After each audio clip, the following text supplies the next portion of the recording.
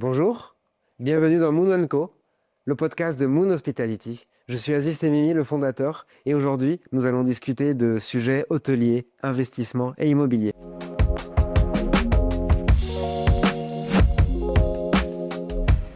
Bienvenue chez Moon Co, le podcast de Moon Hospitality. On accueille aujourd'hui Olivier Jeanneret et Valentine Roulin du cabinet Arsène, et nous allons parler d'hôtellerie, d'investissement et plus spécifiquement de fiscalité dans l'investissement hôtelier. Bienvenue. Bonsoir. Merci. Vous nous en dites un peu plus à propos de vous et du cabinet Arsène? Avec plaisir. Valentine Roulin, Olivier Jeanneret, cabinet Arsène. C'est un cabinet qui est dédié à la fiscalité. Moi, je suis spécialisé en fiscalité patrimoniale et Valentine est davantage tournée sur la fiscalité immobilière. Ok. Voilà. Et on est 200 à Paris à faire que ça du matin jusqu'au soir. Alors, pas que de la fiscalité immobilière, de la fiscalité patrimoniale. On touche à tous les secteurs de la fiscalité aujourd'hui et on est assis sur un réseau qui couvre une 50aine de pays. Alors, même si l'immobilier est forcément assez localisé, on a la capacité d'accompagner nos clients à l'international.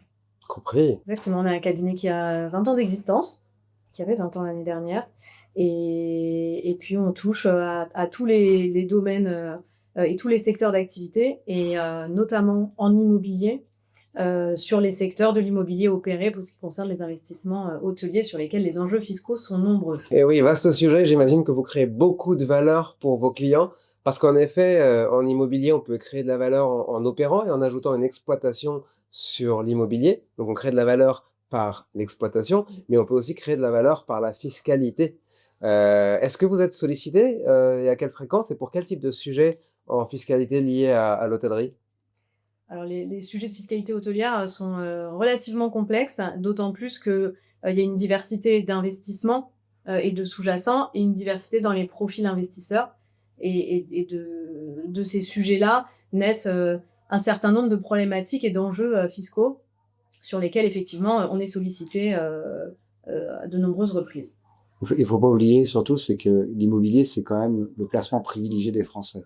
Et via l'hôtellerie, on arrive à coupler l'activité opérationnelle qui bénéficie, on le reverra un peu plus tard, d'avantages fiscaux, ou en tout cas de régimes fiscaux particuliers, et ce sous-jacent immobilier qui est très apprécié de l'investisseur français en règle générale. Le meilleur des deux mondes. En hôtellerie, on a le côté punchy d'exploitation et le sous-jacent immobilier qui apporte quelque chose de palpable et de sûr. Et donc, pour revenir à la fisca, quels sont les enjeux majeurs fiscaux dans l'investissement hôtelier? Alors c'est de façon assez classique. Il y a l'entrée, il y a la vie, il y a la sortie. Et la fiscalité aime pas le vide, donc il y en a partout. Donc il faut pouvoir se préoccuper de ces sujets-là. Et surtout, il y a une approche qui est très importante à avoir, c'est l'anticipation. Une sortie, elle se prépare à l'entrée. La construction juridique qu'il y aura autour de cet immobilier, de cette hôtellerie, la façon dont on le structure en amont nous donnera aussi bien les coûts d'origine, les coûts pendant la vie, l'exploitation, et les coûts au moment de la sortie. Si on veut schématiser et peut-être balayer ça de haut, quels sont ces différents impôts auxquels un investisseur hôtelier a à faire face à l'entrée, pendant la vie et à la sortie de son investissement hôtelier? Alors les principaux enjeux qu'il faut avoir à l'esprit au moment de l'acquisition, ça va être tout ce qui va être lié à la fiscalité dite indirecte, donc la TVA et les droits d'enregistrement. En fonction du type d'actif, en fonction du projet, les enjeux vont pas être les mêmes. Donc ce sont encore une fois des sujets qui s'anticipent.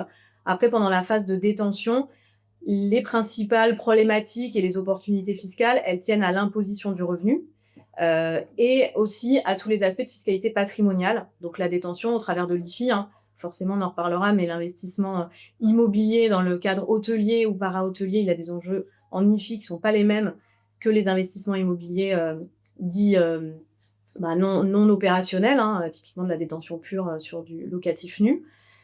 Également, les sujets, ça va être pendant la phase de détention, ça va être tout ce qui va être lié à la transmission du patrimoine. Et puis à la sortie, le régime d'imposition de la plus-value, il sera spécifique dans le secteur hôtelier ou dans le secteur de l'immobilier opéré, parce qu'il y a des régimes propres à l'activité opérationnelle en fait. On a parlé de beaucoup de sujets potentiellement très croustillants là. On commence par le début. moi, en tant qu'investisseur dans l'hôtellerie, tous les jours, j'étudie plusieurs actifs et parfois on m'offre des share deals et parfois on m'offre des asset deals. Donc on me propose de vendre des titres qui détiennent d'une société qui détienne un fonds ou des murs et un fonds, ou on m'offre de racheter directement le fonds de commerce ou les murs. Comment est-ce que ça va différencier la fiscalité en fonction du share ou de l'asset deal? Bah là, on est clairement sur des régimes fiscaux très différents, hein. On repose pas à la fois en termes d'assiette, de base imposable et donc de prix, parce que vous achetez pas au même prix une société que vous achetez un actif. Une société, vous avez les actifs et puis vous avez aussi les dettes. Ça va changer l'assiette des droits d'enregistrement. Typiquement, c'est une des principales différences entre le share deal et l'asset deal, c'est quand même l'assiette. Et ensuite, les taux d'imposition sont pas les mêmes aussi. Combien? Parlons chiffres aujourd'hui. Parlons chiffres. Pas de langue de bois. Acheter aujourd'hui les titres d'une société à prépondérance immobilière, et c'est un autre sujet croustillant de la fiscalité immobilière. Enfin, l'acquisition des titres d'une société à prépondérance immobilière, c'est un droit d'enregistrement de 5%, alors que si vous achetez un actif, et sous réserve de certains dispositifs particuliers, vous allez plutôt autour des 7%, en comptant Ok. les émoluments du notaire. Donc si j'achète un immeuble, je paye 7%. Si j'achète une société avec 51% de la valo dans des murs, je paye 5%. Et si j'achète une société avec 49% de la valo dans les murs et le reste en exploitation, combien est-ce que je paye? Bah là, vous n'achetez pas une société à prépondérance immobilière. Donc là, vous payez en fonction de la forme sociale de la société entre 0,1 et 3%. Bingo! Mais ça, c'est pas mal. Mais faut-il avoir des murs qui valent moins cher que le fonds? Et la valorisation. Moi, je répondrais oui à ce essentiel. qu'on a entendu là. Non, mais faut-il être capable de valoriser les murs à une valeur plus faible que la valorisation du fonds de commerce? Et être capable de le défendre. Et capable de le défendre, c'est pas un simple choix personnel. Aujourd'hui, moi, beaucoup de mes vendeurs avec qui je discute ont des murs qui valent entre 40 et 49% de la valeur de la société. Et donc, quels sont le reste de l'application d'une société à prépondérance non à prépondérance immobilière? Bah, l'autre enjeu fiscal, on parlait tout à l'heure des différents moments de la vie de l'investissement, c'est la sortie. Donc le moment de la cession, quand vous cédez une société qui n'est pas à prépondérance immobilière et sous réserve de l'avoir détenue pendant plus de 2 ans, vous êtes éligible à des régimes d'imposition plus favorables sur la plus-value qui vous permettent d'avoir une exonération à hauteur de 88% de la plus-value réalisée. Donc en fait, vous avez des taux effectifs d'imposition sur les cessions de titres de participation qui sont clairement à un taux effectif d'imposition beaucoup plus faible que la cession des titres d'une société immobilière. Ok, donc est-ce que là on est dans le fameux outil de travail? On peut être dans l'outil de travail, mais encore une fois, ce qu'on se dit depuis le début, c'est qu'on est dans des structurations où le fonds et l'immobilier sont côte à côte. C'est-à-dire qu'on n'a pas une structure avec l'immobilier d'un côté, une structure avec le fonds de l'autre. Si on distingue les deux, on n'est plus dans ce combo qui permet d'aller chercher des régimes favorables. Et ça, c'est important parce que il y a la fiscalité qui vient d'être exposée ici, et après, il y a toute la fiscalité qui est plus patrimoniale. La question de l'impôt sur la fortune immobilière. Si vous avez tout en un, vous avez la capacité d'exclure cette base-là de votre assiette soumise à l'impôt sur la fortune immobilière. Si vous distinguez les deux, vous serez soumis très probablement à l'impôt sur la fortune immobilière, sur la quote-part immobilier de votre investissement. Ça, c'est un premier point. Donc ça veut dire que aujourd'hui, moi, je suis capable de faire sortir un immeuble dans Paris de mon IFI? Exactement. Intéressant. Ça peut intéresser certains épargnants, ça. Oui, mais faut-il être capable d'ajouter la composante exploitation? Et naturellement, la prise de risque, en tout cas, le projet n'est pas le même. Et si moi, je suis simple investisseur et je me dis que ça m'intéresse d'avoir de la pierre sortie de mon IFI, mais que je suis pas hôtelier et que je n'y connais rien, comment est-ce qu'on peut procéder tout en gardant ça en outil de travail? Dans ce cas-là, c'est la structuration de l'investissement qui va être clé. Et on le disait tout à l'heure, toute la complexité de la fiscalité dans l'absolu et dans le secteur hôtelier, ça va être la diversité, la multiplicité des investissements et des profils investisseurs. Et donc, typiquement, la structuration de l'investissement au travers de sociétés qui opèrent l'activité, c'est assez clé pour l'investisseur et pour les régimes fiscaux plutôt favorables qu'on peut retrouver notamment en matière d'IFI. Et après, pour soulager l'investisseur, c'est pas à l'investisseur d'exploiter le bien immobilier. Ce qu'il faut, encore une fois, c'est dans le produit dans lequel il investit, c'est le combo entre les deux, l'immobilier et l'activité opérationnelle.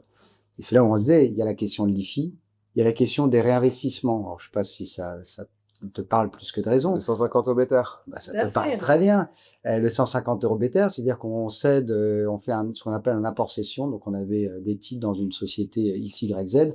On l'apporte à sa holding patrimoniale. C'est elle qui va céder et elle a une obligation de réinvestissement dans des activités, ce qu'on appelle les activités éligibles opérationnelles. Donc en gros, si j'ai vendu mon entreprise et que j'ai des liquidités, j'ai un certain temps devant moi pour le réinvestir. Et si je le fais dans ce temps-là, j'évite de payer une Et fiscalité dans assez lourde. certaines activités. Exactement. C'est-à-dire que j'ai mon entreprise, je la vends directement, je dois payer 34% d'impôts. Aujourd'hui, c'est comme ça.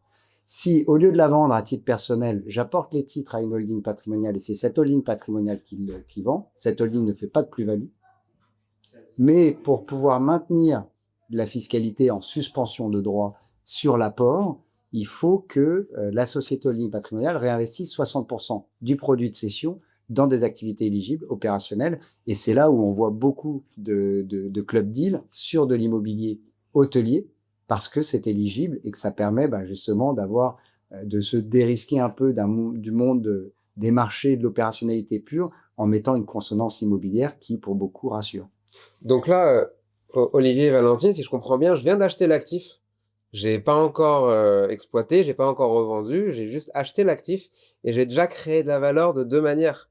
En sortant cet actif de mon IFI, d'une part, et ensuite en réemployant mes liquidités et en évitant de payer cette imposition de 34%. Alors, ça fonctionne en fonction de ton point de départ. Parce que si ton point de départ, c'est que tu avais... Ça aurait été trop facile, sinon. Ah oui, non, parce que si ton point de départ, tu avais des liquidités, les liquidités, elles sont pas l'impôt sur la fortune immobilière. C'est simplement que ces liquidités, si tu les traduis dans l'immobilier de rapport pur et simple, tu rentres dans l'IFI. Si tu vas chercher un hôtel, tu ne rentres pas dans l'IFI. Le réinvestissement, ça a un sens. C'est pas juste l'argent que tu as gagné par la sueur de ton front. C'est un investissement que tu avais initialement dans une entreprise, que tu vas vocation à vendre, et comment tu redéploies les sommes derrière. Et après, tu as le troisième élément, c'est la transmission. Ok.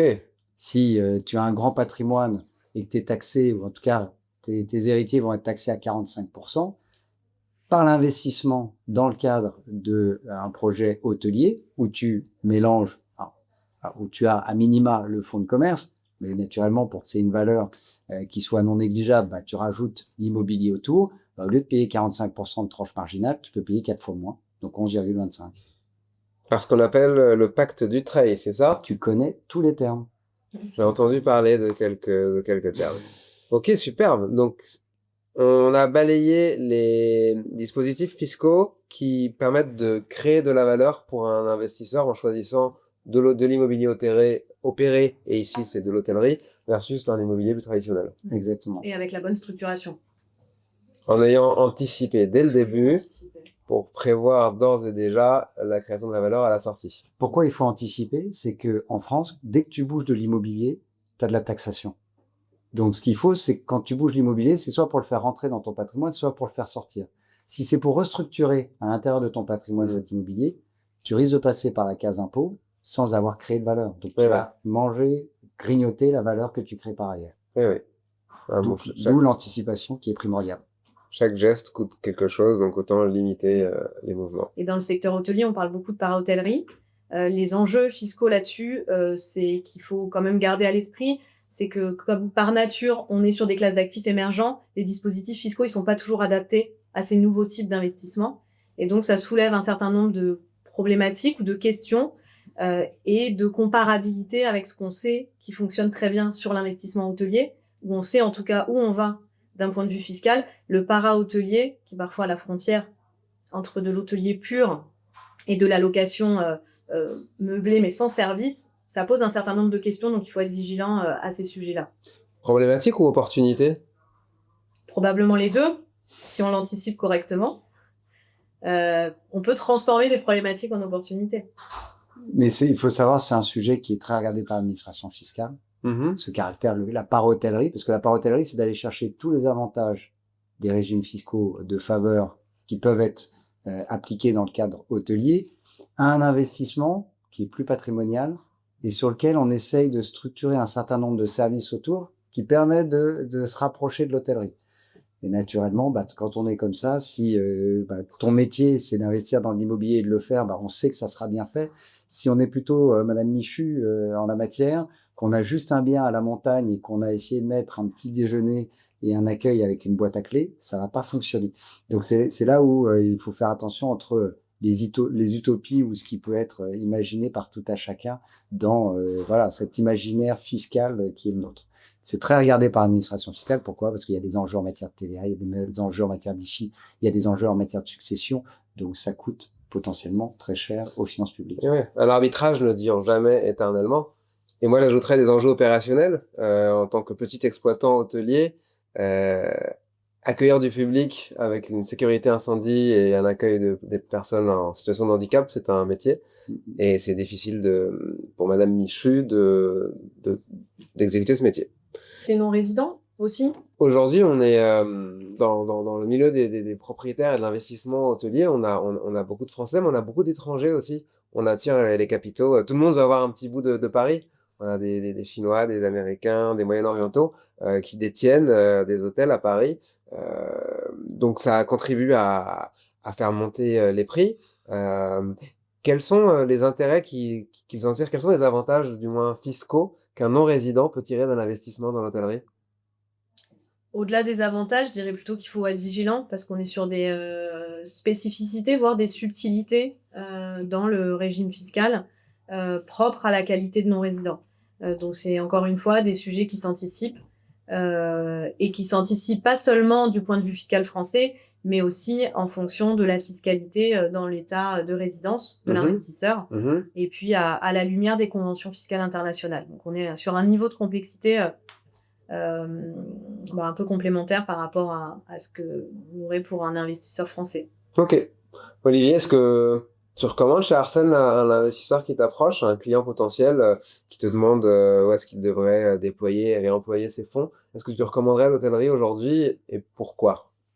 Alors, recommander l'hôtellerie, c'est difficile en tant que tel, parce que je suis pas un conseiller en investissement. Je fais pas ça. Ouais. L'idée, c'est plutôt, moi, tu viens et tu me dis, je dois réinvestir et j'ai un projet dans l'hôtellerie. Ma réponse, ça sera de dire, si tu le structures de telle façon, tu vas remplir différentes obligations fiscales que tu as. De là à te dire, tu sais pas quoi faire, t'es la fleur au fusil et que je t'apporte un hôtel je suis pas sûr que ça soit la meilleure idée. C'est pas mon métier et en plus, je suis pas sûr que ça te rende service pour ce que de raison. Bon, alors faut l'envoyer chez Moon Hospitalité parce que c'est le mien. Et voilà. Merci beaucoup, Olivier. Merci à toi. Merci beaucoup, Avec Valentine. plaisir. Merci.